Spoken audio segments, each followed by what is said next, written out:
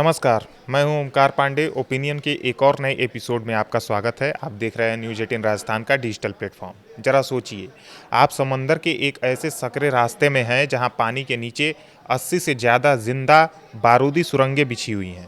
आसमान में अमेरिकी फाइटर जेट्स मंडरा रहे हैं और सामने खड़ी है ईरान की खूंखार रिवॉल्यूशनरी गार्ड्स की गनबोट्स, यानी IRGC की गनबोट्स। एक भी गलत मोड़ और करोड़ों का जहाज पल भर में राख। इस वक्त दुनिया के सबसे खतरनाक war zone straight of Hormuz में यही खौफनाक मंजर है। दुनिया भर के देश डर के मारे अपने जहाज पीछे हटा रहे हैं, लेकिन इसी मौत के चक्रव्यूह के बीच से सीना तान कर ईरान के रास्ते को चीरता हुआ निकलता है भारत का एक जांबाज जहाज APJ प्रीति 2। जी हाँ, जब दुनिया थर-थर काँप रही थी, तब इस हिंदुस्तानी जहाज ने वो कर दिखाया जिसकी उम्मीद अमेरिका तक को भी नहीं थी। लेकिन कहानी यहीं खत्म नहीं होती। इस वक्त भी भारत के 15 बड़े जहाज उसी मौत के कुएं में फंसे हुए हैं। आज की वीडियो में हम इस पूरे इंटरनेशनल थ्रिलर को डिकोड करेंगे कि कैसे भारत ने इम्पॉसिबल मिशन को पूरा किया। वीडियो में एंड तक बने रहें। सबसे पहले ये समझिए कि ये बवाल है क्या और आखिर ये जगह इतनी ज़रूरी क्यों है। तो आपको बता दें कि स्ट्रेट ऑफ हॉर्मुज समुंदर का इतना सकरा रास्ता है कि इसकी चौड़ाई कुछ जगहों पर सिर्फ 39 किलोमीटर है, लेकिन दुनिया का 25% कच्चा तेल और भारी मात्रा में फर्टिलाइजर्स इसी रास्ते से गुजरते हैं। इसे दुनिया का इकोनॉमिक चोक पॉइंट भी कहा जाता है, यानी अगर ये बंद हुआ तो पूरी दुनिया की अर्थव्यवस्था का गला घुट जाएगा।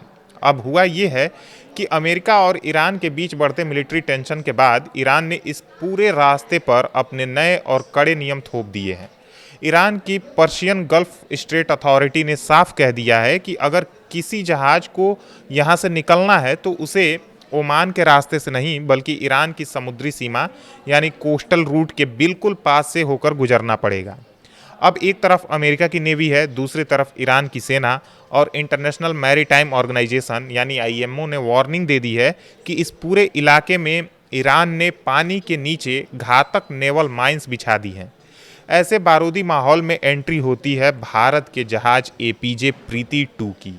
अब आप लोग सोच रहे होंगे कि भारत ने एक माल ढोने वाले जहाज के लिए इतनी बड़ी कूटनीतिक बाजी क्यों खेली। इसमें ऐसा आखिर क्या था? तो आपको बता दें कि इस जहाज पर सवार था 65,000 मीट्रिक टन फर्टिलाइजर यानी खाद। इस समय भारत में खरीफ की फसल का सीजन चल रहा है। किसानों को इस वक्त खेतों में डालने के लिए यूरिया, DAP और सल्फर की सबसे ज़्यादा ज़रूरत होती है। अगर ये खाद टाइम पर भारत नहीं पहुंचती है तो देश में फसलों की पैदावार गिर जाएगी, मंडियों में अनाज महंगा हो जाता है और देश में हाहाकार मच जाएगा। तो आपको बता दें कि इस जहाज पर सवार था 65,000 मीट्रिक टन फर्टिलाइजर यानी खाद। इस समय भारत में खरीफ की फसल का सीजन चल रहा है। किसानों को इस वक्त खेतों में डालने के लिए यूरिया, DAP और सल्फर की सबसे ज़्यादा ज़रूरत होती है। अगर ये खाद टाइम पर भारत नहीं पहुंचती तो देश में फसलों की पैदावार गिर जाती, मंडियों में अनाज महंगा हो जाता और देश में हाहाकार मच जाता। भारत सरकार ने इस साल के लिए एक बड़ा टारगेट सेट किया है ताकि देश में खाद की कमी न हो। ओमान, रूस, मिस्र और मोरक्को जैसे देशों से ये खाद मंगा रहे हैं और बदकिस्मती से इन ज़्यादातर जहाज़ों को इसी स्ट्रेट ऑफ हॉर्मुज के रास्ते आना पड़ता है। APJ प्रीति 2 हमारी इवैक्यूएशन लिस्ट में 9वें नंबर पर था और इसका सुरक्षित निकलना देश के करोड़ों किसानों के लिए किसी वरदान से कम नहीं है। लेकिन यहाँ एक बहुत बड़ी टेंशन भी है। जहां एक तरफ APJ प्रीति 2 और उसके साथ 8 और भारतीय जहाज सुरक्षित निकल गए हैं, वहीं इस वक्त भी भारत से जुड़े 15 बड़े जहाज इसी डेंजर जोन में अब भी फंसे हुए हैं। डायरेक्टरेट जनरल ऑफ शिपिंग यानी DG शिपिंग की रिपोर्ट बताती है कि ये जहाज इस वक्त पर्शियन गल्फ के पश्चिमी हिस्से में कतार लगाकर खड़े हैं और अपनी बारी का इंतजार कर रहे हैं। इनमें से 5 जहाज ऐसे हैं जिन पर सीधे भारत का झंडा लगा हुआ है। 4 जहाज विदेशी झंडे वाले हैं, लेकिन उनका मालिकाना हक या मैनेजमेंट भारतीय कंपनियों के पास है और 6 जहाज पूरी तरह विदेशी हैं। लेकिन ट्विस्ट ये है कि इन जहाज़ों का जो क्रू है, जो कैप्टन और जो नाविक हैं, वो हमारे भारतीय नागरिक हैं। इन 15 जहाज़ों पर इस वक्त 10 लाख मीट्रिक टन से ज़्यादा का माल लदा हुआ है। ये सब वहाँ सिटिंग डक बने हुए हैं, यानी अगर दोनों देशों के बीच एक भी मिसाइल इधर उधर हुई तो इन पर बड़ा खतरा आ सकता है।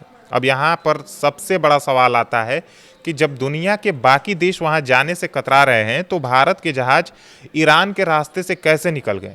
इसके पीछे है भारत की नेक्स्ट लेवल डिप्लोमेसी। दुनिया जानती है कि भारत के संबंध अमेरिका से भी मजबूत हैं और ईरान के साथ भी हमारी दोस्ती सदियों पुरानी है।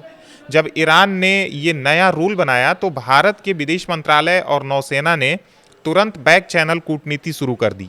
ईरान के अधिकारियों से सीधे बात की गई और उन्हें समझाया गया कि इन जहाज़ों में जो माल है वो कोई मिलिट्री विपन नहीं है, बल्कि भारत के गरीब किसानों की खाद है।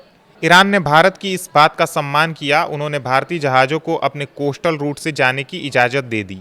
इस रास्ते का सबसे बड़ा फ़ायदा ये है कि ये ईरान की मुख्य भूमि के पास है, इसलिए यहाँ गहरे समुंदर वाली बारूदी सुरंगें नहीं हैं। यानी भारत ने अपनी कूटनीति से मौत के उस पूरे चक्रव्यूह को बाईपास कर दिया। तो दोस्तों, ये है कहानी उस जांबाज भारतीय शिपिंग क्रू और हमारी सरकार की, जिन्होंने अपनी सूझबूझ से देश को एक बहुत बड़े क्राइसिस से बचा लिया।